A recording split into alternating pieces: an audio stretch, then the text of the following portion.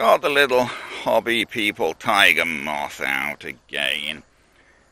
This guy, we know he's not going to do anything except fly around and look pretty particularly much. I've got this much bigger battery. Just seeing if he balances around the right place. Yes, he does. That's about where we want it, I think, balance-wise. So he balances on the back spar of the top wing. A much bigger battery than what he came with, but he seems to fly from previous trials okay with it. So we'll see what we can do. I'll take off at an angle here a bit. Oh. Okay. Nearly hit the other table there. I wasn't expecting, for some reason he seemed to decide to turn left sharply there. Let's try again.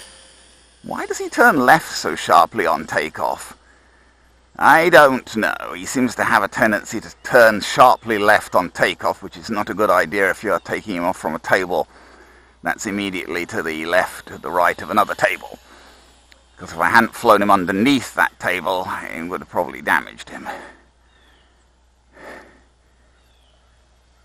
If I'd been really good, I should have been able to pull him up after he went underneath the other table. He can turn right. It's not like he can only turn left. I'm not even sure that he's out. I guess he maybe is a bit out of trim to the left. I don't know. Well, the thing is, he doesn't have servos. He only has magnetic actuators, so the control surface control is not what you'd call terribly precise. Trying to say whether he's trimmed is a bit arbitrary. You just have to do what you can with him. He's not difficult to fly because he goes slow and he isn't going to go anywhere. But yes, the control surfaces will sort of stick in different positions and things. So you just have to work around it. I might, that thing with him turning left sharply on takeoff, if I just wiggled the rudder a bit, it's only 3 channels, no ailerons, and if I just wiggled the rudder a bit, I might have got it better centered, and he might not have done that, I don't know. Figure of 8s are about his most exciting maneuver, frankly, because, he's 3 channel with very little power, so he's not going to do anything very much, but he's pretty, and he does fly. He flew quite nicely. It came with a 35 milliamp hour battery. Tiny, tiny little thing, less than half an inch square, with a little rat-tailed connector on it. The problem was it only came with 1 of them, and after a while, it only flew him for about 4 minutes, 4.5 minutes or so, even when it was new. And then after a while, it got to the point where it wouldn't hold much of a charge I've still got it, but I think it barely flies him for a minute or just over a minute now before it dies. That original battery. And I was looking for a replacement battery. I tried the 70 milliamp hour batteries from the Mini Vapor, but the problem with those is they don't have wire connectors on them, so you push them in and they just stick down and they're in an awkward position, and they don't hold a lot of power either. And then I got this is an Eachine battery. I'm not quite sure what it's meant for, but it seems to work very well in that it's like a sort of full size. It's actually a 200 milliamp hour, I think, battery. So it's quite a large stick battery, but it does have that wire connector on it, so you can you can tack it underneath him with a rubber banding and slide it backwards and forwards to get the center of gravity where you want, and still have the connector connected. And this will fly him for an indefinite amount of time, pretty much. The problem might be more that if you fly him for too long, you'll wear the motor out. But I'm sure you could fly him for... Well, you could fly him with the original 35, you could fly him for, say, 4 minutes. And this is, about six times the size of that, more than 6 times. So maybe you might fly him for, I don't know, what's that, 24 minutes, half an hour, 20 minutes, I don't know. I wouldn't fly him for that long.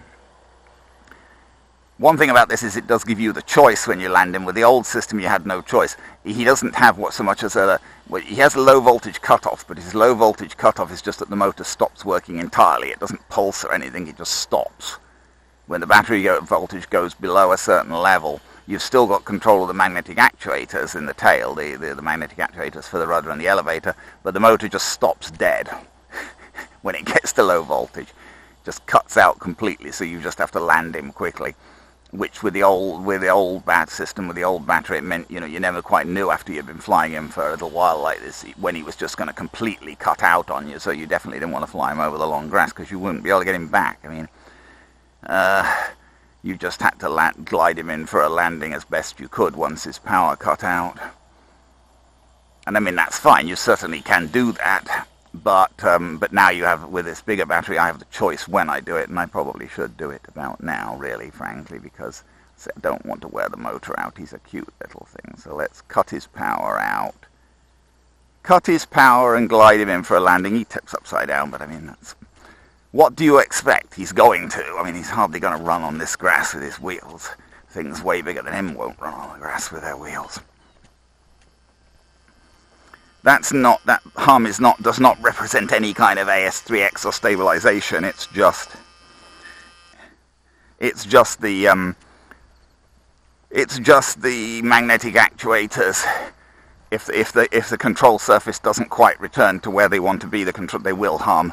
You just tweak them, give them a little tweak, and then they stop humming like that.